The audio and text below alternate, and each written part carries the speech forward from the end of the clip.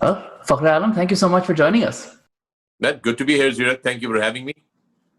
ये सब हमारी बातचीत इसी बेसिस पे शुरू हुई कि बंगला रैप पे लिखा हुआ मेरा एक मजमून आपने पढ़ा मैं ये चाह रहा था कि जब बंगला रैप से शुरू करते हैं उसकी कुछ स्टोरी तो आपने और लोगों को बताई है कि आपने कॉलेज में ये गाना लिखा था, वही अगर थोड़ा सा आप हमें इंट्रो दे दें कि बंगला रैप तक हम कैसे पहुंचे. Okay, so Zira, firstly, जो आर्टिकल आपने लिखा था बड़ा वेल आर्टिकुलेटेड था, बहुत जबरदस्त तरीके से आपने भंगड़ा रैप, उसकी कल्चरल इन्फ्लुएंस और उसकी इम्पोर्टेंस को और हिस्टोरिकल रेफरेंस को इन पर्सपेक्टिव रखा. एक चीज मैं बताता चलूं कि पाकिस्तान में रैप म्यूजिक एग्जिस्ट नहीं करता था और मैं जो था 1986 में मेरे वालिद साहब जो थे वो पोस्टेड थे वाशिंगटन डीसी में on a congressional fellowship in the US Congress. तो उस जमाने में जब मैं अमेरिका में था और मैं मेरा ख्याल है चौथी जमात में था, पांचवी जमात में था, तो फोर्थ फिफ्थ ग्रेड मुझे अमेरिका पहुंच के बास्केटबॉल ने बहुत ज्यादा फैसिनेट किया. और जहां हम रहते थे, सबर्ब है वॉशिंगटन डीसी का एलेक्जेंड्रिया, वहां पर जिस अपार्टमेंट कॉम्प्लेक्स में हम रहते थे वहां करीब ही एक बास्केटबॉल कोर्ट था. तो मैं वहां बास्केटबॉल कोर्ट पे जाया करता था. And I used to, and of course, basketball. You'll find a lot of African Americans playing basketball and all that. और वो जमाना 80s का अगर आप जाए उसमें तो बूम बॉक्स, बड़े बड़े स्टीरियोज, बैटरी पावर्ड लेकर लोग, ये डिवाइसेस पोर्टेबल नहीं होती थी. There was no iPods and there was no phones with music. So people would carry a big boom box, यानी कि एक बहुत बड़ा सा स्टीरियो जिसमें टीडीके की डबल कैसेट्स लगती थी, 2 कैसेटें एक दूसरे पे रिकॉर्ड भी कर सकते थे आप उस तरह की. And I used to see all these African American guys, I used to bring it in and मेरा पहला एक्सपोजर हुआ हिप हॉप म्यूजिक या रैप म्यूजिक का. अगर उस जमाने में आप चले जाएं तो two live crew, run DMC were the beginning phase of it, and then NWA came in later and all that. वो इन्फ्लुएंस मेरे अंदर इम्बेड हो गया. फिर पाकिस्तान आ गए. फिर मैं अपने ओ लेवल्स के बाद गवर्नमेंट कॉलेज लाहौर जब पहुंचा तो कैफेटेरिया में गवर्नमेंट कॉलेज के एक बड़ा एक कल्चरल उसकी इंपॉर्टेंस भी है for government college Ravians and all that everything. तो कैफेटेरिया में there were a lot of people जो म्यूजिक करते थे, कोई टेबल पे जाके गाने गा रहे होते थे. There was a lot of that activity that used to happen. तो I started dabbling and liking music more and more and more. मेरे घर में मॉडल टाउन में लाहौर में मेरे कमरे का जो पंखा था उसमें से एक आवाज आती थी. ये बहुत इंपॉर्टेंट पार्ट है इस सारी इक्वेशन का. एंड वो ये था कि जब वो घूमता था तो उसके कोई प्रॉब्लम थी उस पंखे में, चूंकि वो पुराना घर था हमारा, ऑलमोस्ट 1960s की कंस्ट्रक्शन थी, 50s और 60s की कंस्ट्रक्शन थी. तो वो पुराने पंखे लगे हुए थे जो कि बाय द वे चलते थे और इनके रेगुलेटर और जो स्विच बोर्ड होते थे वो लकड़ी का डब्बा होता था जिसपे काले काले बड़े बड़े स्विच लगे होते थे गोल गोल. तो उसका रेगुलेटर था, उसमें से आवाज आती थी. Every time the ceiling fan would rotate, it would make a click sound, right. So as जो मैं रेगुलेटर को आगे पीछे करता था तो उसकी स्पीड बढ़ती और कम होती थी, तो क्लिक्स की भी स्पीड बढ़ती और कम होती थी. And there became my metronome. That was the point when I used to be in my room as a young teenager, looking at my ceiling fan, hearing the click, and then I just started rhyming things with it. So click, click, click, click, click, click, click, click, click. वो जितने उसके पंखे की speed है उसके साथ होता था. And that's when the first words were actually uttered. Come on, everybody, yo, pangada pao, a pangada fashion hai, aao na chugao. You understand? With the click, and that's how I wrote that whole thing. And then I used to go to the cafeteria at Government College Lahore, and I used to play the table and sing the whole thing. And it evolved. It took me about 2 months to keep coming up with a new sentence every time into the whole thing. So that's how it came about, and that's the history of the song Bhangra Pao, which then laid the foundation for me to getting together with other people and making an entire album. तो उस जमाने में जो government college का जो music scene था उसमें क्या और भी लोग रैप कर रहे होते थे? No, I was the only rapper. I was the only rapper in the country, if I'm not mistaken, at that time. At that time, there was nobody else. In fact, a lot of people that I used to tell, oh, तुमने कभी अपना Two Life Crew को सुना है, Run DMC को सुना है, and everybody used to look at me like this. What the hell is this guy talking about? और उस जमाने में जो हमारी म्यूजिक की सोर्स होती थी वो भी मैं आपको बताता चलूं कि म्यूजिक की सोर्स जो थी, अभी डिश टीवी नहीं आया था पाकिस्तान में. So there was no MTV, no nothing. तो आपको जो भी MTV का म्यूजिक वीडियो देखने को मिलता था वो VHS की टेप पे मिलता था, वो आप किराए पे लेकर आते थे और अपने VCR में डाल के देखते थे गाने, तो आपको वो वीडियोस देखने को मिलते थे। So there was no real life hit. And the other thing was, दो कैसेट की दुकानें थी, एक का नाम था ऑफबीट, एक का नाम था बैकबीट। ये दो मेजर वो थे जो TDK की कैसेट के ऊपर जो भी एल्बम इंटरनेशनल रिलीज होता था उसके वो अपना कॉपीज बनाकर बेचते थे और हम जाके खरीदते थे। उसके बहुत बाद में CDs आना शुरू हुई और फिर हमने CDs पे सुनना शुरू किया और फिर CDs की कलेक्शन होती थी और आप CDs इकट्ठा करते थे और CDs खरीदते थे। तो ये एक यू गॉट टू अंडरस्टैंड कि जरा टाइम लगा पाकिस्तान में सारा मेन स्ट्रीम म्यूजिक टाइम पे पहुंचने में, and therefore that was the challenge that we had. तो मेरे अलावा तो और कोई रैप कर नहीं रहा था, मैंने बड़ी कोशिश की कि मैं एक रैप सीन क्रिएट करने की कोशिश करूं पाकिस्तान में, but back then nobody really could understand. That was way later than Bhangra Pao and Proud Pakistani that came about, that I started hearing other mainstream artists would start using rap music in their and then of course Awaz, the band Awaz was also after Proud Pakistani came out, they came out with Watan Kahani. If you remember the song that had, that had Watan, that had rap in it.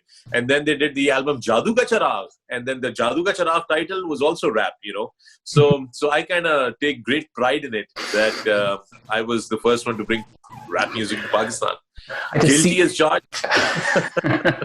Scene के बारे में मैंने आपसे बहुत पूछना है, लेकिन मैंने जब कुछ दोस्तों को बताया कि मैं आपसे बात कर रहा हूँ, बहुत लोगों ने मुझसे सवाल पूछा कि क्या फ्रेश प्रिंस ऑफ बेल-एयर का तो आपसे कोई लिंक नहीं था? And okay, so here's the thing. A lot of people used to draw that comparison a lot because if you remember, Will Smith का बिल्कुल नया वो tenure था. अच्छा, दूसरी चीज जो थी, I think कि somehow people thought कि मेरी body, मेरी mannerism, मेरी जो body language थी, वो बहुत ज्यादा reflect करती थी Fresh Prince of Bel-Air को. But you've got to understand that Fresh Prince of Bel-Air came much later in Pakistan, in the sense कि वो जो हमने जब टीवी पे देखना शुरू किया तब तक मेरा करियर स्टार्ट हो चुका था, right?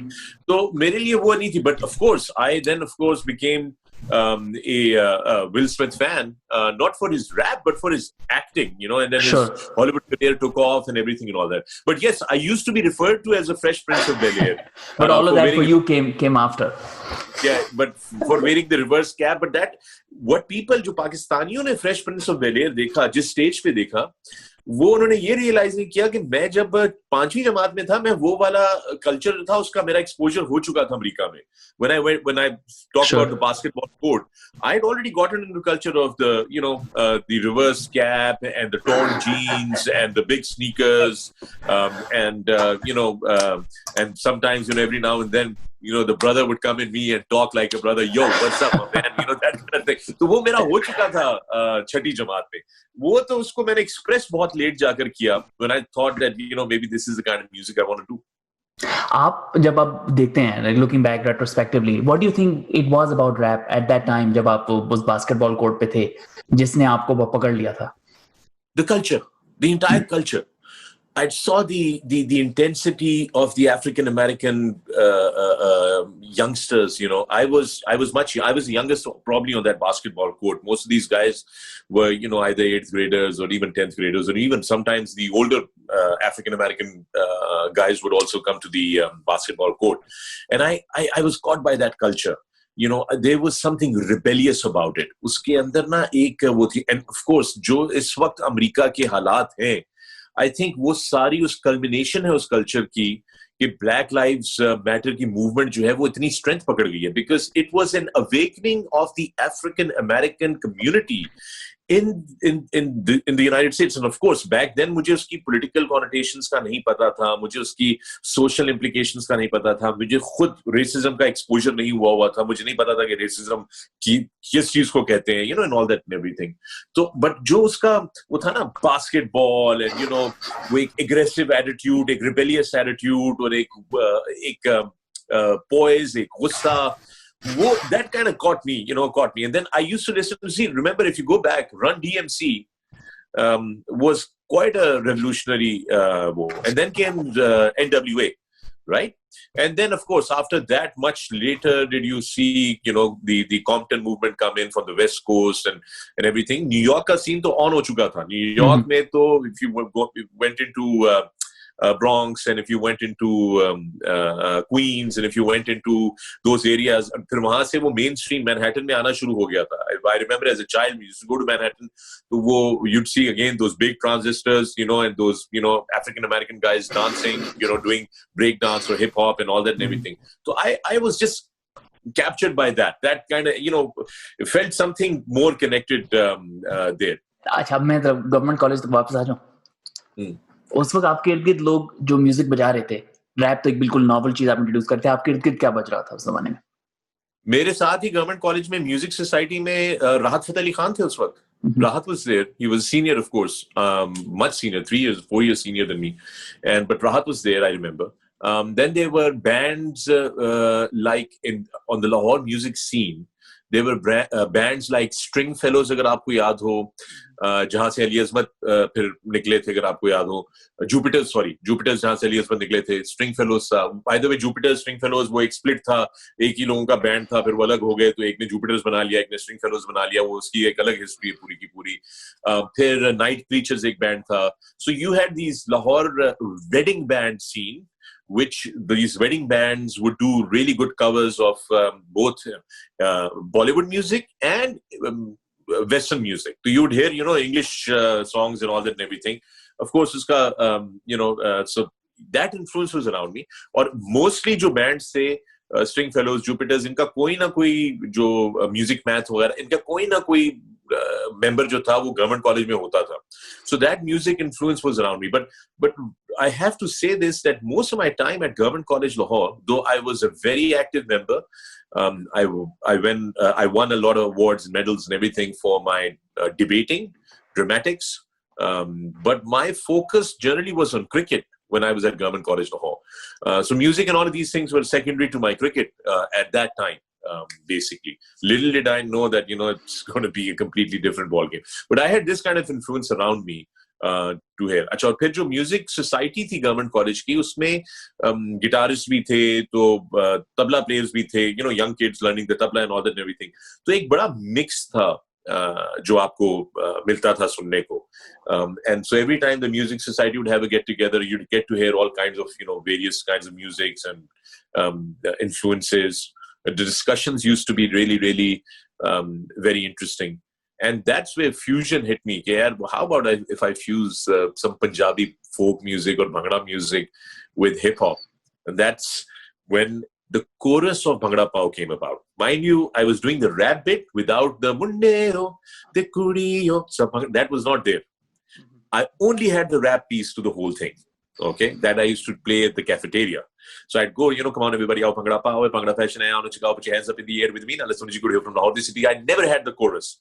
This chorus came about from visiting the music society and listening to people talk about fusion music and all that and everything. And then I said, hey, let's do something, and that's where the real the jigsaw puzzle got together. Lyrics aapko pure yaad hai ab tak? Not really. Kabhi kabar. Every now and then, well, because I stopped performing past 2005, my musical performances, live performances, I reduced tremendously. And so past 2005, I started, forgetting lyrics to my songs. I'd have to think about it. Ye tha iska tha. But when I was regularly performing, I would remember all the lyrics to all the songs. Not an issue.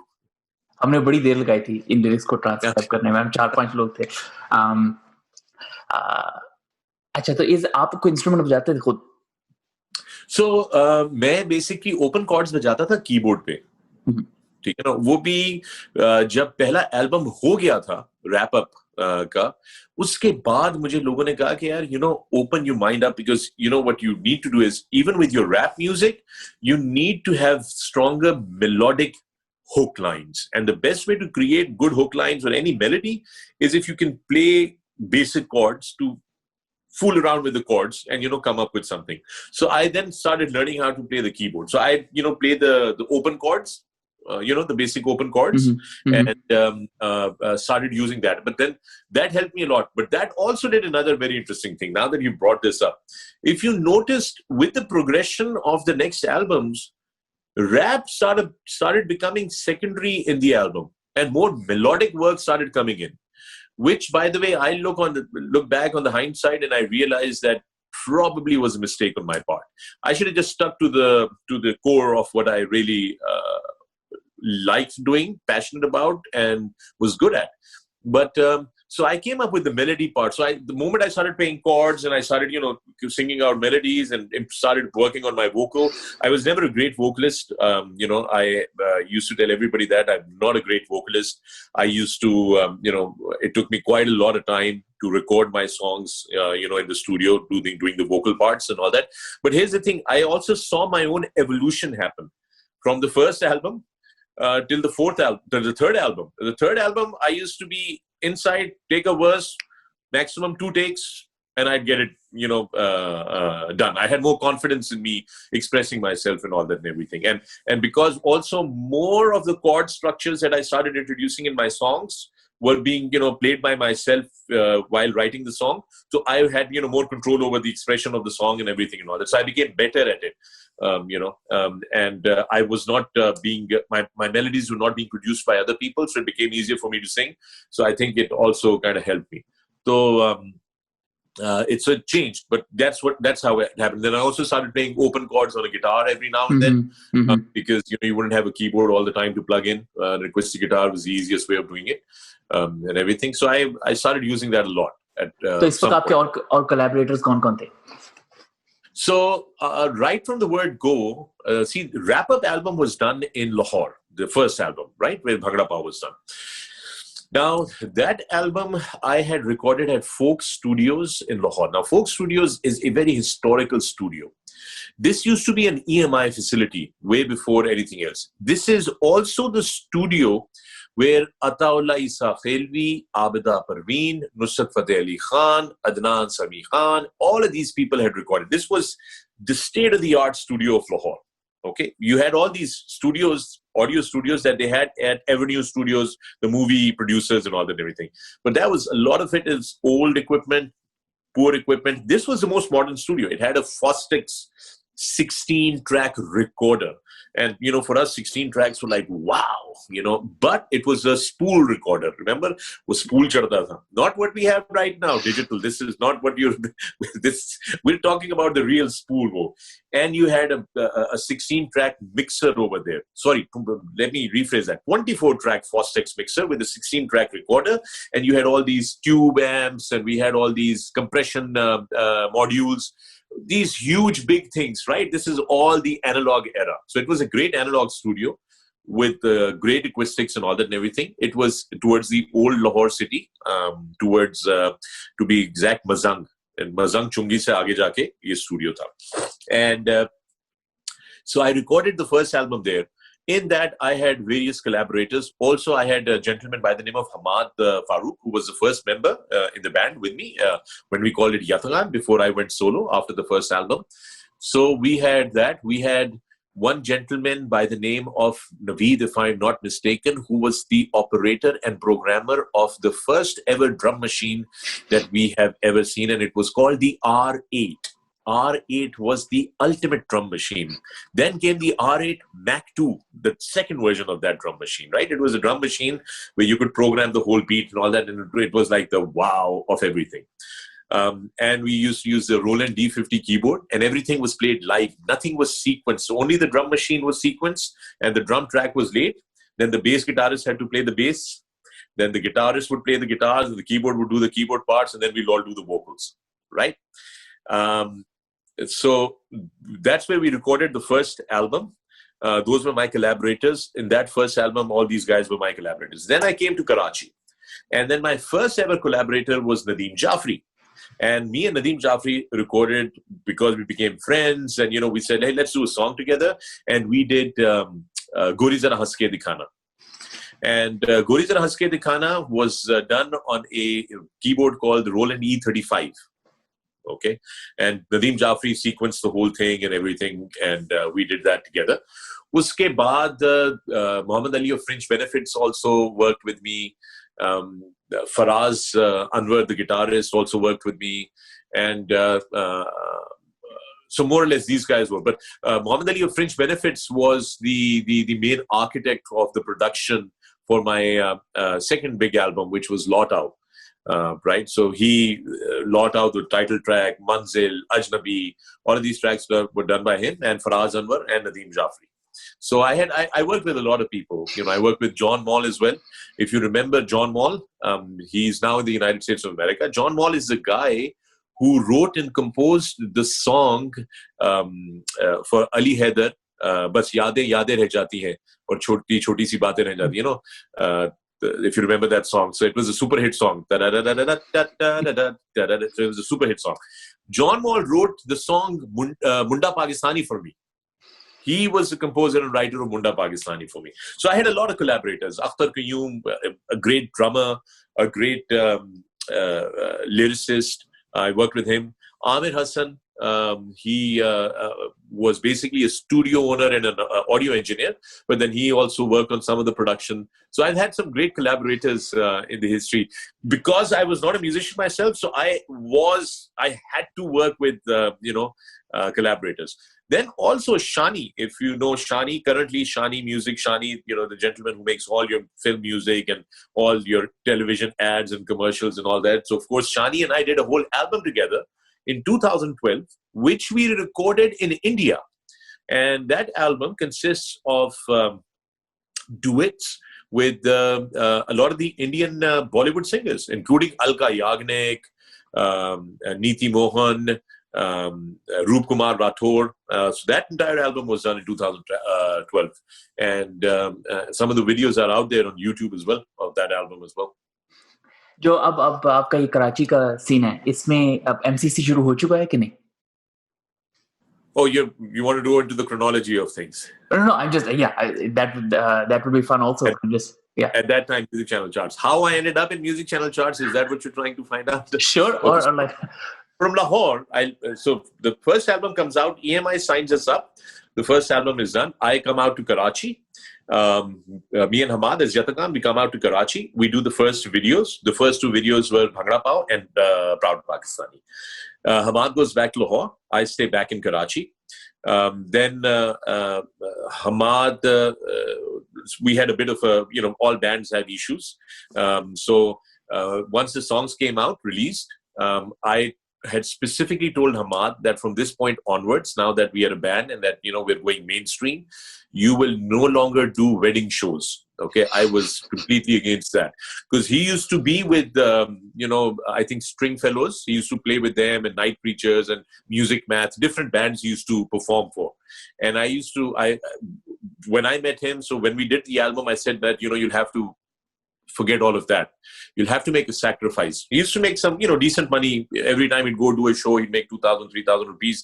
Back then, 2,000, 3,000 rupees was very good money, So he'd do 3-4 shows on a weekend, different weddings and, make that kind of money. So I told him that you're not going to do that because now you're working with me. Okay. My pressure came from my family. My father said, I don't want you to be performing at weddings and at birthday parties and those home gatherings. If you want to do it the right way, but don't do the both. There was, try to understand also when we were doing this music back then and getting into show business, this was a big social taboo there as well. So we were dealing with all of that. Okay. Either you came from a family that does music, outside world, it was a big no-no, right? The word Marasi, Mirasi, the derogatory, the way they use it, derogatory, तो इसको मैं जरा clear कर दूं, मीरास जो है ना वो आपके हेरिटेज को खा जाता है और मिरासी जो है उस हेरिटेज के केयर टेकर को या उसको जो आगे लेकर चलता है उसको खा जाता है. बट हमारे यहाँ डेरोगेटरी टर्म पे इसको इस्तेमाल किया जाता था, राइट? तो वो I was dealing with that challenge. So I told Hamad that you're not going to do these wedding shows anymore. But lo and behold, he goes back to Lahore and he's hitting out all the weddings. Then the problem really started was that he went out to a couple of weddings, and by that time Bhangra Pao was now on television, on TV, and he started performing Bhangra Pao at wedding parties as Yatagan. And that's where I put my foot down. I said, no, that's not going to happen. And it was his mistake because he said, no, this is, don't tell me how to do this. And, don't try to dictate to me and this, that, the other and everything. And he decided to, not carry the relationship forward or have a conversation about it. So he went his way. I had plotted my, journey in a different manner. And so I stayed there in Karachi. And I was invited once Bhangra Rap reached number 1 on Music Channel charts, MCC. They called me in for an interview because they used to, whoever was on number 1, they would call them to the show. And then, if you remember, the first 2 hosts were Naveen and Aman. Okay, Amanul Haq and Naveen, the model. So I was called to the show, and I'm doing the interview, and I'm being very, very naughty.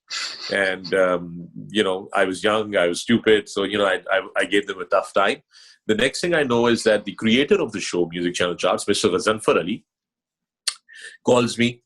He tells his staff to bring him to the office. I go to their office. Combined was the name of the production house. Metropolitan Hotel ke upar, backside pe, upar, Blue Ribbon Bakery ke upar unka office hota tha. I'm called there and I'm sitting there. And in like 10 minutes, I pretty much destroyed his table because I dropped his paperweight, broke the paperweight. They brought in tea. I spilled the tea on all his desk. So I was like a hurricane according to him. And he said, you know what, I want you to host Music Channel Charts next week. And he called me in as a third party with Naveen and Aman will do their stuff and I would be the third guy. So for one episode, I was the third guy. And then the next episode, because it was a weekly show, next episode, both of those guys were out and I was alone. I was hosting the show solo. That's how it happened. And then, never looked back. From Music Channel Charts, I went straight to Pepsi Top of the Pops as the VJ. Also got signed as a music entity to Pepsi.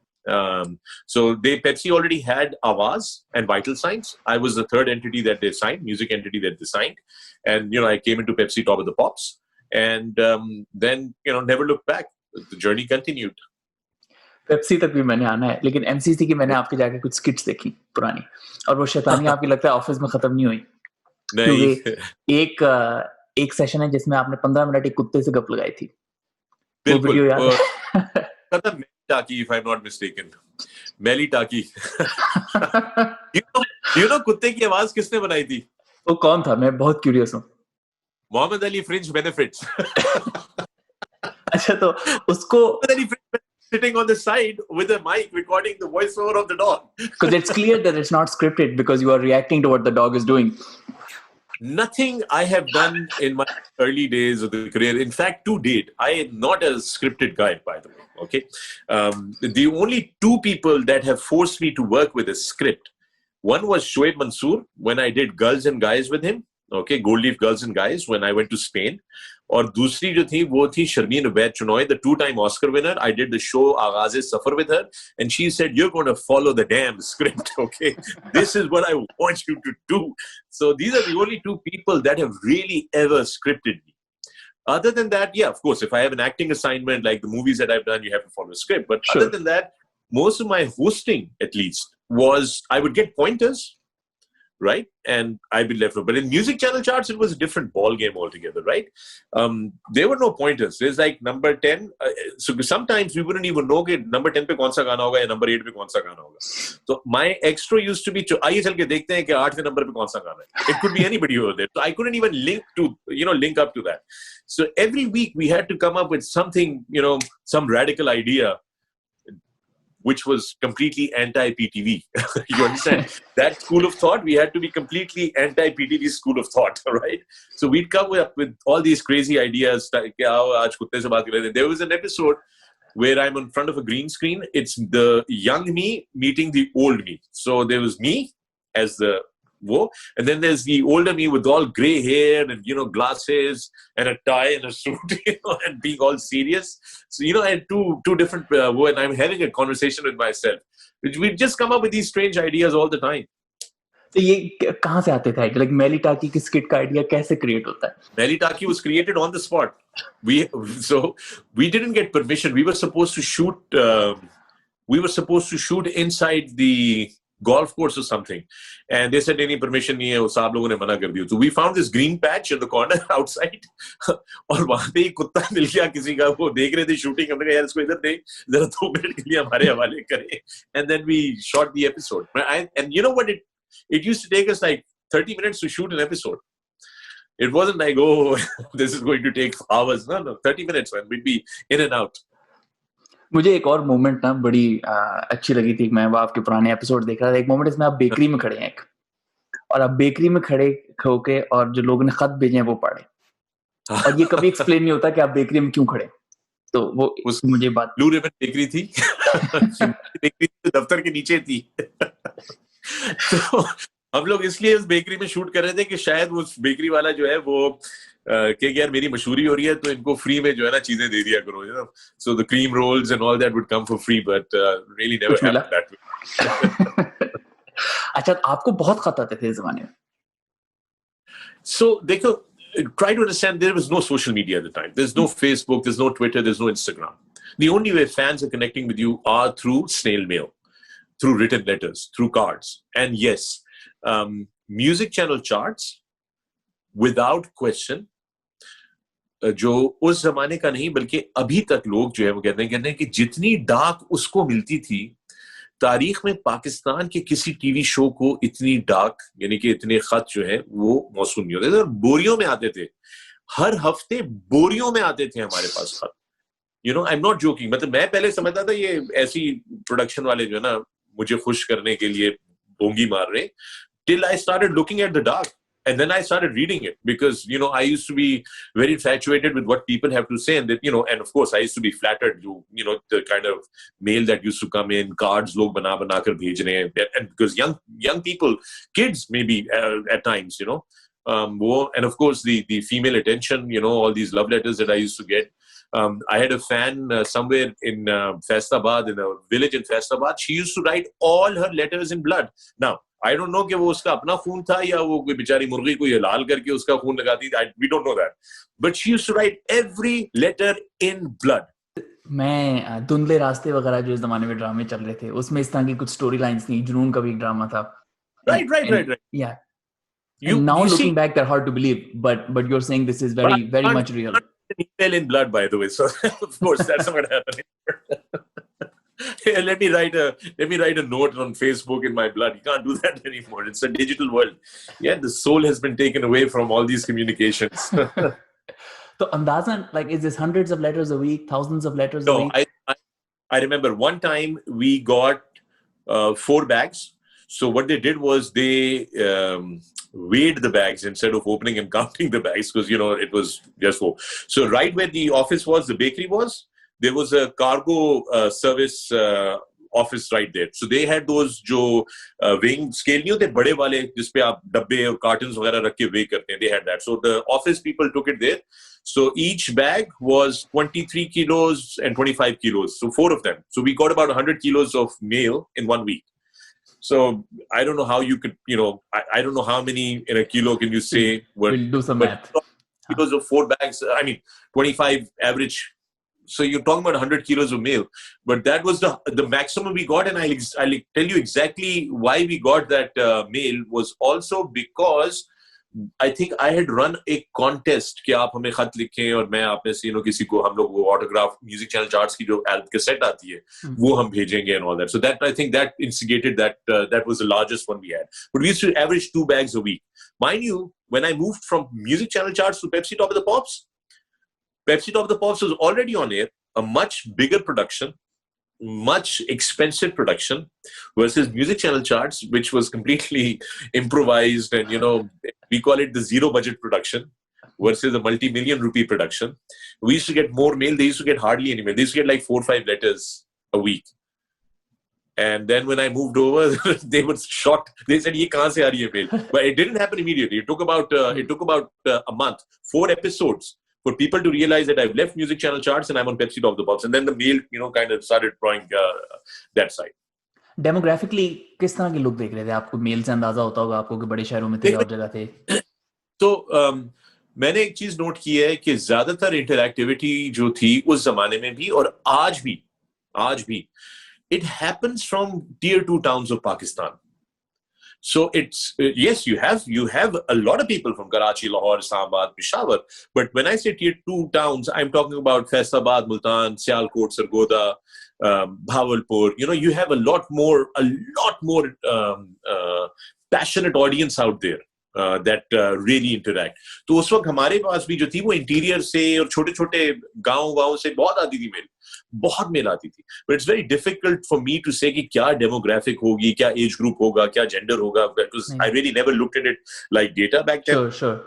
So never really, नहीं, even the question of cities is so interesting क्योंकि सब बड़े radio stations जो हैं वो जैसे कराची, लाहौर, इस्लामाबाद उनका एक होता है, but they never go outside. But it's good to see कि उस वक्त भी वो ऑडियंस बहुत deeply connected थी. देखिए, आपको you have to understand, Karachi, Lahore, Islamabad, Peshawar probably has 20% of your population at best 20% of your entire population. So you still have 80% of Pakistan, 220 million people. Yeah, that's a lot of people. So उसका अगर 20% भी निकाल दें तो पीछे फिर भी बहुत सारी population रहती है. So it makes sense that you'll have so many people, sending in from there if you just do the numbers. क्या आपके ख्याल में उस जमाने में कोई वजह थी कि ज्यादातर म्यूजिक उर्दू में या पंजाबी में बन रही थी? अगर इतनी So interestingly हुआ ये, मैं बताता हूँ कि भंगड़ा पाव के बाद, if you go before bhangra rap, let's just pause for a second and go before bhangra rap. What do you remember before bhangra rap? I'll tell you what you remember before bhangra rap. You do remember Dil Dil Pakistan and the entire Vital Signs debut album. You remember Junoon's first album. You remember String's first album, Sar Kiye Ye Pahad.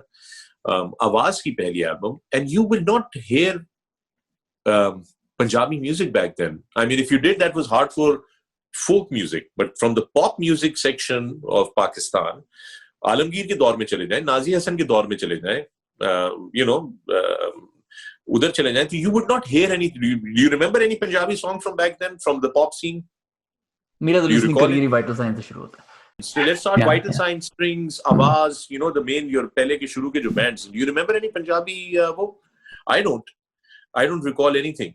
However, after Bhangra Pao or Bhangra Rap 1, I do remember you had Billo De Ghar, and then the entire Ibrarul Haq genre of hits that came 2-3 years after me, right? You would hear all of a sudden all big bands, trying to do Punjabi songs. At least one Punjabi song would come out. जुनून ने बहुत Punjabi गाने किए उसके बाद. उसके बाद, you understand, वो होना शुरू हो गया. Because everybody realized that fusion works for Pakistan. You can mix the two together and get it done. आपको को जब आपने लिखना शुरू किया था तो रैप से, अब तो एक थोड़ा रेट्रोस्पेक्टिवली नजर आता है कि पंजाबी रैप से बहुत आसानी से जुड़ती है, लेकिन आपने क्या कोई कॉन्शियस चॉइस थी उर्दू और पंजाबी के बीच में कि बस नेचुरली जो आया? रैप जब आप लिख रहे होते हैं ना, तो उस वक्त आप अल्फाज ऐसे ढूंढ रहे होते हैं जो कि इजीली बैठ जाए मीटर के अंदर, because you want to get the, so somehow Punjabi words back then kind of were easier to fit in to what I was writing. Come on everybody, आओ भंगड़ा पाओ. अगर इसको मैं उर्दू में बोलूं, come on everybody, आओ भंगड़ा डालें, तो वो बात नहीं बनेगी. You understand what I'm saying? So so it just didn't happen. And then of course bhangra has to be Punjabi, so that kind of mixed in together. Because remember, it's not just Mundio te Kudiyo so bhangra pao. There's Bhangra Rap 1, then there was Bhangra Rap 2, then there was Pyar Diyan Gallan, right? So it was Punjabi. That no, retrospective, it's clear that it works, but it's just interesting to know कि जब वो शुरू में जाते हुए क्या आपको direction clear थी कि नहीं कि बस जाते गए. There was no real direction or a plan there. It just worked, and then if it works, stick to it, kind of deal. तो जब आप अब म्यूजिक चैनल चार्ट्स पे आप हैं या पेप्सी में हैं, तो जो म्यूजिक वीडियोस बन रही हैं और लोग आ रहे हैं, उसमें आप कितना आर्टिस्ट से क्लोज थे, इन्वॉल्व थे, कितनी क्लोज निट कम्युनिटी थी, वीडियोस कैसे बनती थी? नहीं, मेरी इन्वॉल्वमेंट नहीं थी. I would be focused either doing the show on a weekly basis or then doing my music. And by this time, of course, I was now a mainstream artist. तो मेरे पास जो live shows होते थे वो बहुत होते थे. So I used to be running pillar to post, keeping my schedule intact. So there was really not much time कि मैं किसी के साथ बैठ के बोलूं तुम्हारा वीडियो ऐसा होना चाहिए, तुम्हारा वीडियो ऐसा होना चाहिए. नहीं. Also एक चीज और भी याद रखना कि उस वक्त चूंकि हम लोग सब नए थे ना, हम लोग थे भी बड़े competitive. We were competing with each other. So आप म्यूजिक चैनल चार्ट्स देखते थे बैठ के, तो आप देखते थे किसका वीडियो अच्छा है, इसके वीडियो में तो ये भी इस्तेमाल हुआ है, और इसके वीडियो में तो क्रेन शॉट भी आ गया है, और इसके वीडियो में तो फ्लास यू वुड वांट टू कि अगले वीडियो में मेरे I should have better than this और something. We were very competitive about it, but there was no real input in the videos. एक इतनी हेल्दी इन्वायरमेंट लगती, कितने लोग थे उसमें, मतलब वो 10 गाने हर हफ्ते जो आते थे, I mean all 10 were different people and they rotated a lot, मतलब there lots of big active bands. वो तो आजकल भी नहीं लगता कि एक्चुअली इतने बड़े-बड़े लोग कि इतने ज्यादा गाने निकल रहे हो. आपको ना इस चीज के लिए ना गजनफर अली साहब को बड़ा क्रेडिट देना पड़ेगा, the executive producer of the owner of Combine Production House and the executive producer of Music Channel Charts, because he was the one who said कि नहीं, लाओ, I need new people, because कुछ लोगों की कोशिश होती थी कि ज्यादा नए लोग ना आए, हमारी नए वीडियो बन के चलते रहे, घूमते रहे, फिरते रहे. You understand what I'm saying?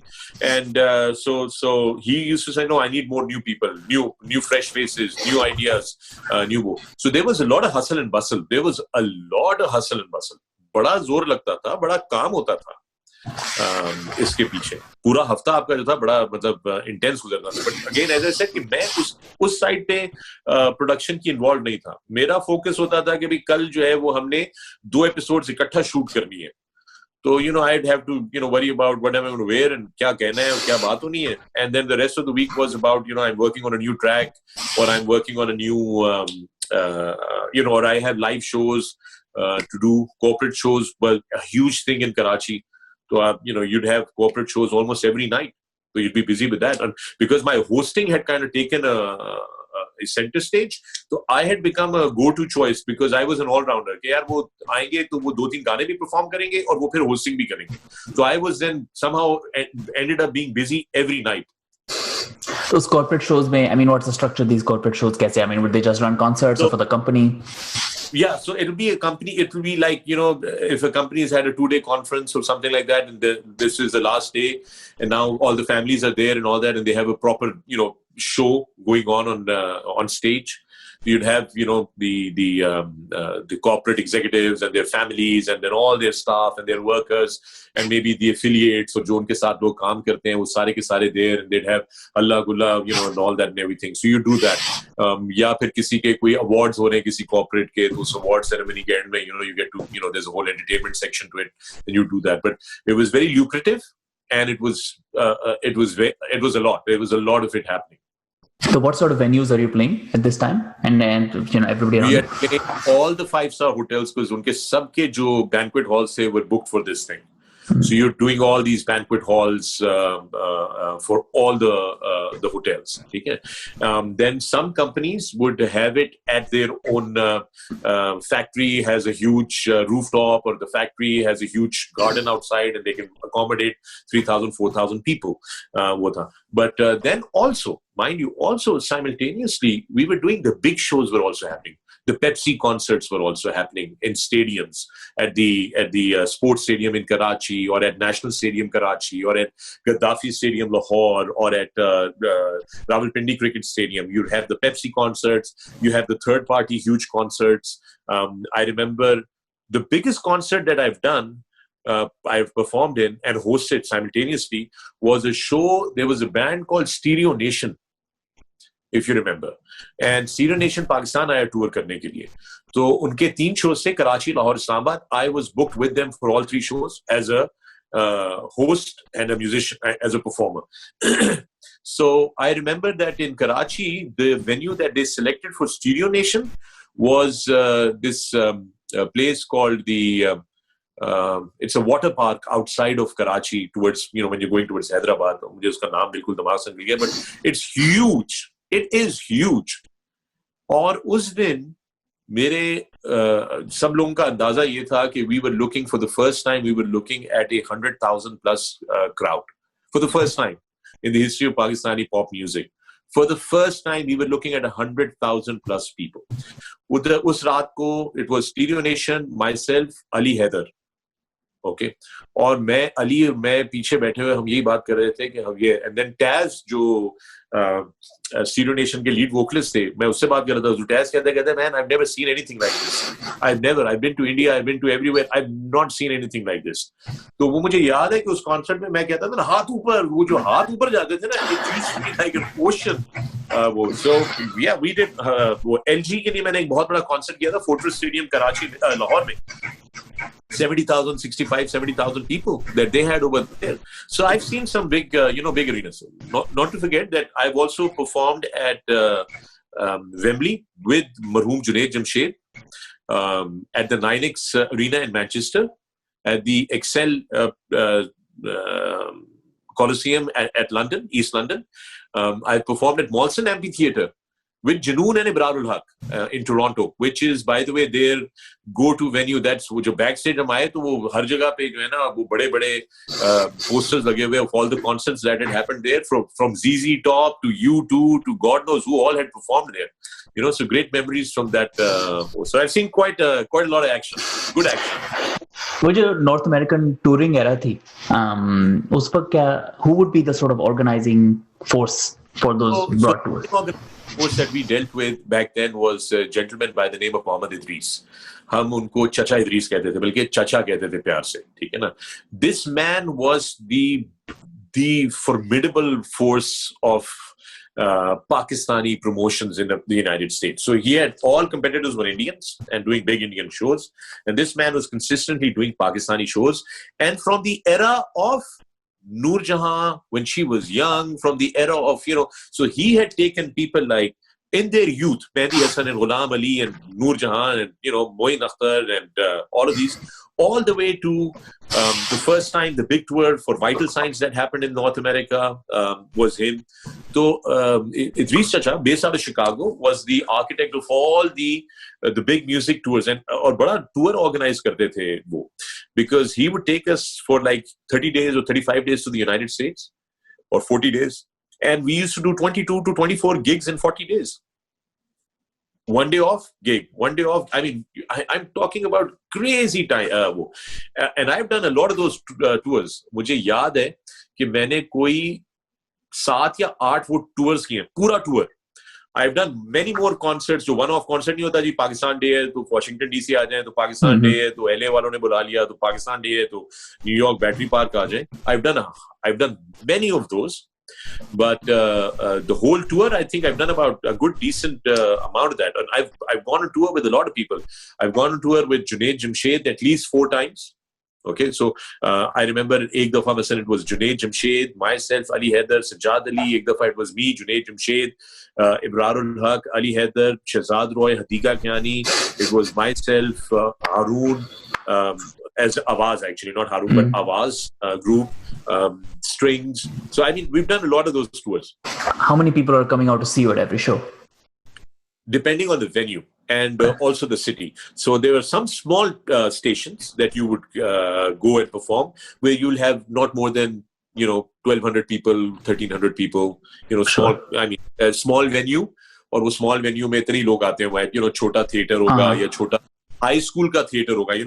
Sometimes it was cheaper to book high school and all that and everything. तो वहाँ पे 1,000-1,200 से ज़्यादा लोग नहीं आते थे. And then you would have big venues like Houston was always a big show. Houston would always be 5,000 plus, 6,000 plus people. Again, more people would want to come, but because of the limitation of the place. Then, if I recall, Battery Park, New York, 14th August का जो Pakistan Day का show है, you'd have 40,000 people, 30,000 people in the ground. Washington DC, Pakistan Day show at the Monument. I've done 2 of them. Each time, 30,000, 40,000 people. तो ये सिर्फ Pakistani diaspora तो नहीं होंगे? Much wider. तो पाकिस्तानी होंगे ना, बट वो पाकिस्तान डे का शो अगर डीसी में हो रहा है तो it's not just the Pakistanis from DC, it's from probably Pakistanis from all the counties close by that all drive के यार इट्स अ वीकेंड एंड हम अपनी कम्युनिटी में होंगे, and then because it's a whole fun fair going on, you have food stalls and you have all of that action going on, so Pakistanis come together, they love to probably अपना देश की याद आती है and all that, and their favorite artists and all. So I've seen those big gigs as well in the US. At this point, were the tours helping the audience, like grow your audience beyond Pakistan or not? Was it just a sort of catering to diaspora?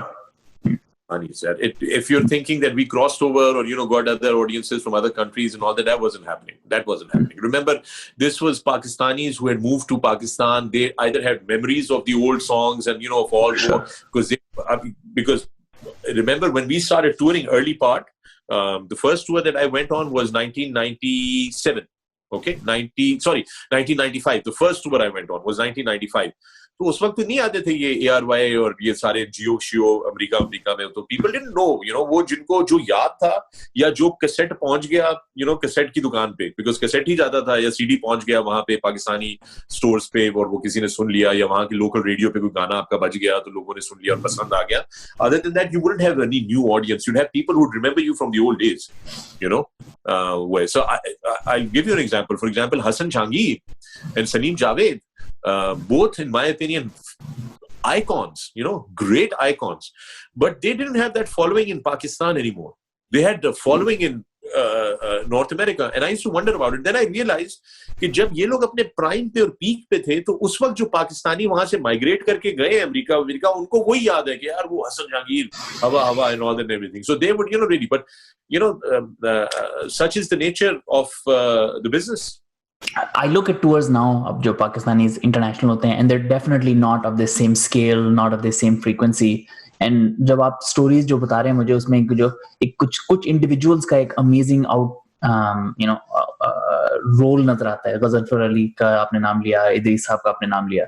Do you feel that there is some strong individuals carried it through, but there was no system that developed after? Or am I reading this wrong? No, you're reading it very right. Okay, so Chacha Idris was a great, he did a huge favor to the industry. Agreed. But because he was used to the Mehdi Hasan era and तो वो होता है था कि मैं जाऊंगा airport से, मैं गाड़ी में ले लूंगा, मेरे दो दोस्त होंगे, अपनी गाड़ियों में बैठ जाएंगे उनके बाकी म्यूजिशियंस, और हम किसी के घर पे उनको गेस्ट रूम में ठहरा देंगे और ये कर देंगे, वो कर देंगे. Ruhail Hayat here has to be mentioned because he's the first man that actually put his foot down with Chacha Idris. Okay, and I was witness to this. He went on one tour. The next tour, when Chacha Idris came to sign Vital Signs to go on tour, Ruhail said, "No, come sit down with me. We have to talk this through." He said, "Firstly, we are now not going to move in people's private cars. From the airport to the hotel to the venue, back to the hotel and to the airport. This transportation will have to be in a stretch limo for Vital Signs." Okay. So Chacha Idris was shocked. Ye kya hai? Secondly, no more leaving biryani boxes outside our room and knocking on the door ke khana aa gaya, khana kha le. That's not going to happen. Okay. So he put his foot down. He said, "You will give us an allowance and you will allow us to choose what we want to eat. Okay, you can't tell us, कि ये खाना है बस ये खा लो, because we'll choose what we want to eat. So don't expect us to. Every venue must have a green room at the back. We must have a special private space. Show khatam hoga. We don't want people coming backstage. So he set out a whole new set of rules. That technical rider that he developed was also the technical rider that Junoon embraced. But once he set that tone up, Chacha Idris became, kind of used to it. He said, "You know what? This is a good way of standardization." And Chacha realized it because he was old school. You got to understand. I mean, you can't blame him. He was old school. उनको भी समझ में आई कि अच्छा यार, जब मैं इनको लिमो में मूव करता हूँ, थोड़े से पैसे $100 एक्स्ट्रा लग जाएंगे इनकी ट्रांसपोर्ट पे, बट जब मैं इनको लिमो में मूव करता हूँ, तो इनका स्टैचर ऊपर जाता है, जो आर्टिस्ट आए हुए. अब जब ये लिमो में मूव करते हैं, तो जब वो मेरे इर्द गिर्द के लोग हैं, वो देखते हैं कि यार एक चाचा इदरीस यार लिमोज में इनको लेके जा रहा है, तो मेरा भी स्टैचर बढ़ रहा है. दूसरा ये कि आर्टिस्ट की जो एक इमेज होती है, एक वैल्यू होती है, वो एनहांस हो रही है. So he realized that these things matter, and so slowly he moved towards that. So Ruhail should get a lot of credit for that. Ruhail Hayat did a fantastic job in kind of changing that. So he put some system in place. But that system never really evolved from there onwards. We couldn't, find more organized way of promoting a show in America and all that and everything. We didn't find somebody who made impact and said crossover shows bhi honge, ya somebody went and said एक बहुत बड़ा event हो रहा है, you know, वहां पर गोरे भी होंगे but वहां पे देसी भी होंगे, तो वहां पे हमारा अपना एक बैंड होना चाहिए, you know, and all that. Not really, you know, that really never developed, that never really happened. But I still believe there's a gentleman from Houston right now. His name is Rehan Siddiqui. He just did the last Junoon tour, and apparently I've heard fantastic reviews about it. But then also the important thing about that is, Salman was telling me, yeah, those shows were great, and Ali was very happy, yeah, bada maza aaya, and all that and everything. But what I personally believe was it was the nostalgia factor that sold all the tickets. Why, you know, Rehan could create that kind of big venue and all that and everything. There was promotion can still be better, no question about it. I was actually at that tour, and I tend to agree with you. Yeah. अब जब आप Pepsi तक गए, what changed at that point from your sort of MCC days to working with Pepsi for your own music, for the show? Did you notice a difference? Oh yeah, money changed. Numbers went up exponentially. Big difference. Got a new car, got a new place in Karachi, everything changed. Is that the filter that tells you whether an artist will last 5 years or 20? No, the filter whether an artist will last is actually up to the artist. ठीक है ना? I don't know if you've noticed, I am a big believer of लंबी race का घोड़ा. ठीक है? I believe that you have to have a strategy and a plan. Sometimes it works, sometimes it doesn't work, but that's fine. I mean, that's life. But एक होना चाहिए आपका strategy और प्लान होना चाहिए, उसके मुताबिक आप अपनी वो करें, जिंदगी गुजारें. तो मैंने ना बड़ा सिंपली मैं आपको बताता हूँ, मैंने जो किया ना काम, वो इस तरह किया कि मैंने म्यूजिक किया. होस्टिंग में जब मेरा बड़ा ग्रिप आ गई, and people started telling me that, you know, this is where you really shine, I held on to the hosting bit, and I put music in my secondary gear behind me. Acting was always my passion, and I did my first film, Very Good Dunya, Very Bad Log. I won the National Film Award. I'd never expected, but I won the National Film Award as the best actor. Mind you, I was utterly gutted जब उन्होंने मुझे बताया कि I am not nominated in the best newcomer, or, you know, the newcomer category, or the best debut. Then the next thing is when I read down the list and they say, oh no, but you've been nominated as the best actor. And in that category, I remember that time was Shaan, Mohammad Rana, and Babar Ali. So these three guys were nominated with me, and I was on my debut film. And Shaan was also in my debut film, but he was nominated for another film. But I won that, and I was like, whoa, you know. So acting was also my passion. So मैंने acting भी की, और you know, I wanted to get more into acting. Problem with acting was acting time बहुत ज़्यादा लेती थी. Hosting a show didn't take that much time. Hosting a show was, I'd turn up, I'd get my pointers, camera would roll, I'd do my job, I'd be out of the studio, right? And I could get to other things. Acting is script reading, get into the character, you know, 10 दिन block कर दो, अब shoot पे आ गए, सुबह से पहुंच गए, अच्छा lighting हो रही है, अच्छा lighting रुक गई है, आपका वो वाला close-up है पहले, फिर हम master shot करेंगे. You know, the flow of the whole process of acting was too slow for me. You know, and I was not, you know, into it at that time. तो वो मैंने acting की तरफ मैंने explore नहीं किया. But देखो, मैंने evolve किया अपने आप को. Okay, I made it a point that I evolve. I don't get stuck in one place. I go back to, you know, I meet a lot of my people from back then. Some of those people are still stuck there. Mentally, they're stuck there. Some of these people still don't want to accept the young lot is better than them, or is more competitive, or is sounding better than them, or that, you know, way. So I learned from Shoaib Mansoor साहब. उन्होंने मुझे एक बड़ी simple बात बोली थी. मैंने कहा, फखर, किसी का गाना हिट हो जाए ना, वो जितना बुरा गाना हो, दुनिया का सबसे बुरा गाना हो, अगर वो हिट हो गया और पब्लिक ने उसको एक्सेप्ट कर लिया है, तो आपकी कोई औकात नहीं है कि आप उसके ऊपर किसी किस्म की भी वो कर सकें. उसको एक्सेप्ट करें और सीखें और समझने की कोशिश करें कि किस तरह ये क्यों हुआ है, क्या है इसके पीछे, कोई कल्चरल चेंज आ रही है क्या, लोगों के दिमाग में कोई चेंज आ रही है, लोगों का टेस्ट चेंज हो रहा है, whatever. I mean, you know, just look at it that way. So I learned to evolve. So I evolved. Also, I learned to pace myself. I realized I have to pace myself. And then 2004, मैं जब पाकिस्तान से Dubai shift हुआ, और मैंने Dubai, I chose Dubai to be my home and operate out of Dubai. So that was also, you know, something that kind of overexposure को cut करने के लिए, accessibility को मुश्किल बनाने के लिए, that helped a lot. And what happened as a result of that was, एक और चीज मैंने सीख ली बहुत शुरू में अपने करियर के, पाकिस्तान में आप ना नहीं बोलें, क्योंकि ना बोलेंगे ना तो आप ऑफेंड कर देते हैं लोगों को. So, जब आप किसी को ऑफेंड करेंगे, प्रोमोटर होगा, वो कहेगा उसका दिमाग खराब हो गया, पागल हो गया, ठीक है ना, वो ये उसको सुनता कोई नहीं है यार, तुम किस चक्कर में पड़ गए हो, अबे nobody wants to see you, you'll get all that kind of वो if you say no to somebody. Okay, if you would say, मैंने एक नई स्ट्रेटेजी निकाली और वो ये थी कि don't say no, just make yourself very expensive. So anybody would call me and say कि सर वो ये शो करना है, वो करना है, ठीक है. So I wouldn't say no, I'd give them a ridiculous price. And I'd say कि business class में मैं travel करूंगा, ये वो फलां ये वो अगले की वैसी हवा निकल जाती थी, ठीक है. And as a result, what also happened was that I started getting quality work. I waited for, sometimes I would, for months I wouldn't do anything, but then I'd get quality work, and that's how I also transitioned into cricket broadcast, as you see me in Pakistan Super League and all that, all happened with the passage of time. आपके इतने important कुछ community organizational roles रहे हैं, आपका ये role जो आपने बताया, आप censor board में भी थे. What do you think are sort of as a leader there, the big challenges that you need to move the industry towards directionally?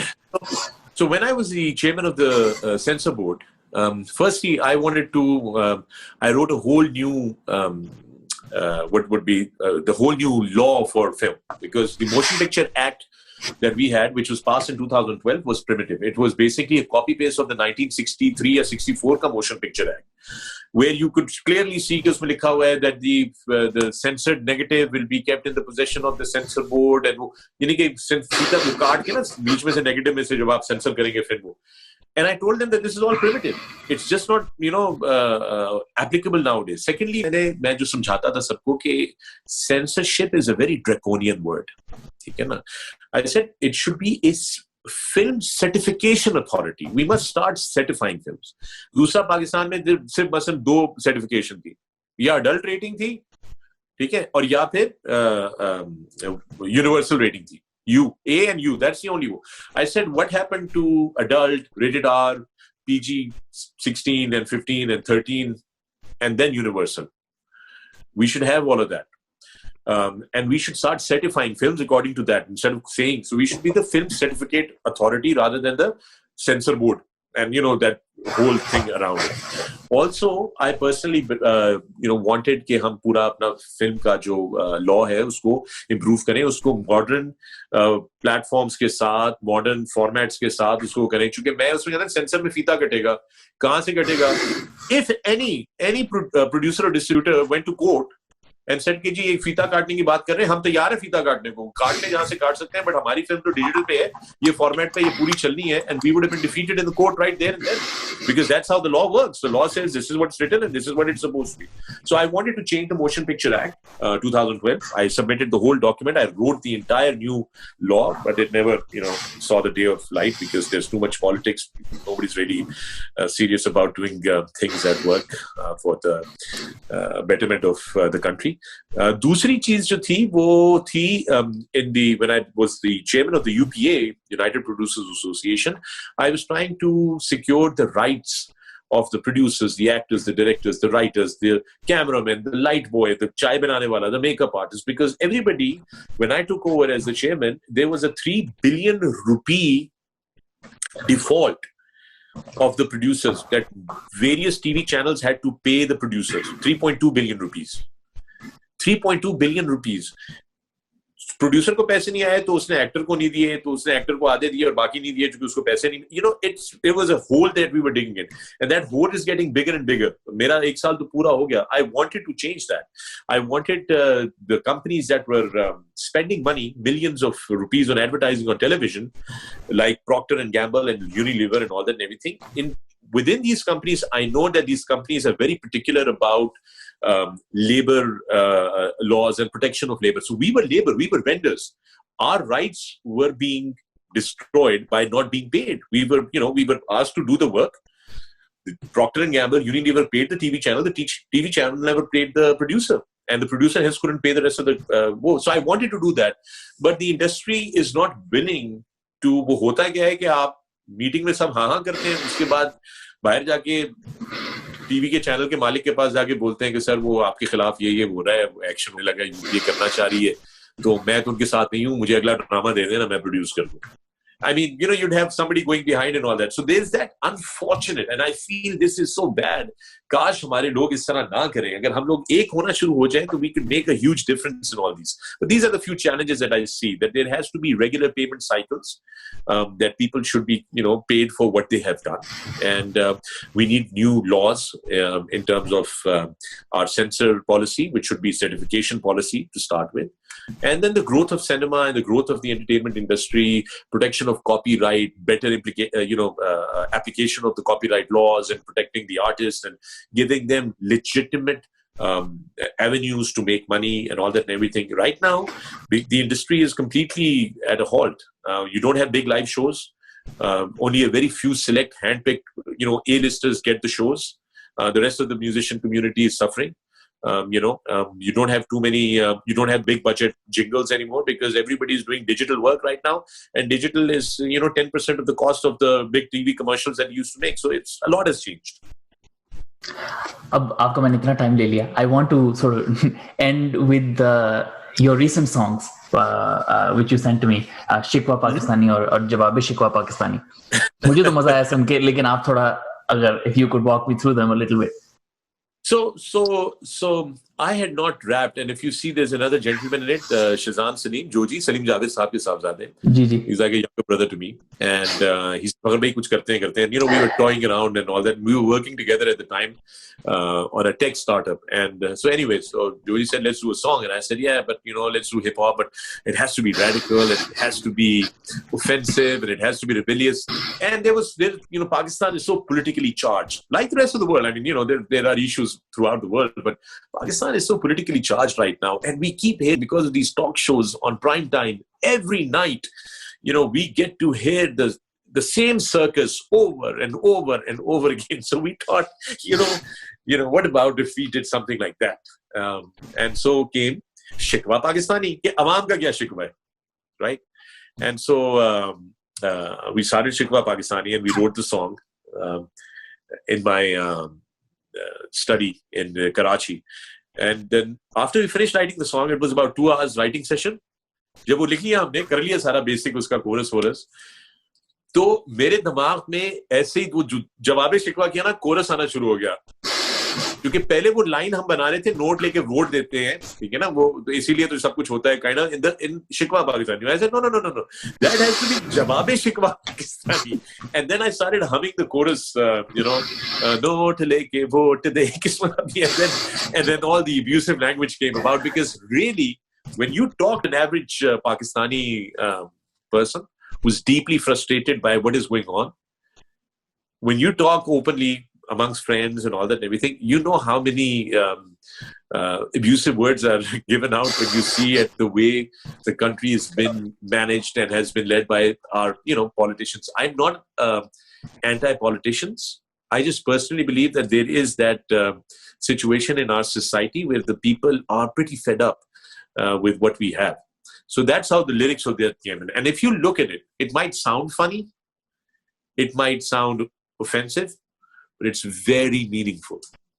Every line that I wrote in those rap parts are extremely politically loaded and charged.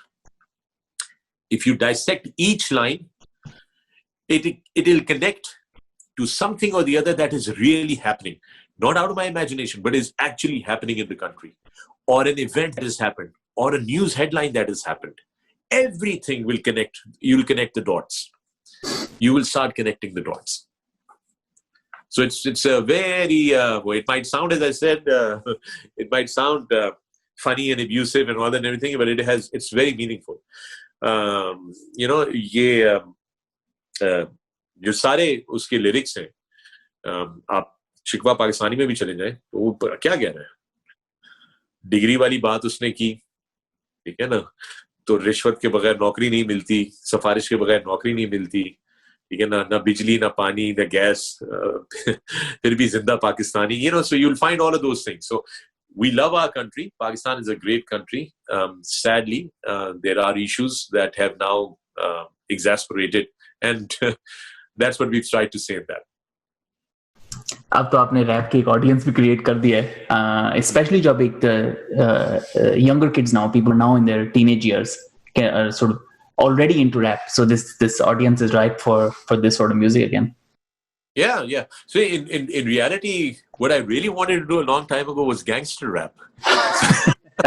What's stopping you now, correct? Without the lifestyle, but just for the sake of music, I wanted to do gangster rap. But I don't know. Maybe if I find the time, I might record a few singles. You never know. Well, here's to hoping that happens. Well, I want to say thank you so much for taking the time out to talk to me. This was a lot of fun. Thank you. I really appreciate it. And once again, very well written piece. I hope you keep writing more about Pakistani music, and not just Pakistani music. I hope you push beyond just music and go into talking about things that had affected our young minds and how we've arrived to where we are in this point in time in history of the entertainment industry of Pakistan, because they are all interlinked.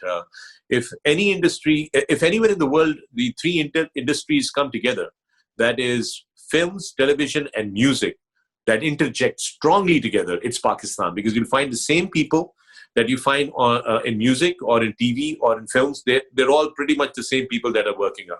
So I hope you keep writing and keep sharing those outstanding pieces with us. Thank you very much. That's very kind of you. Okay.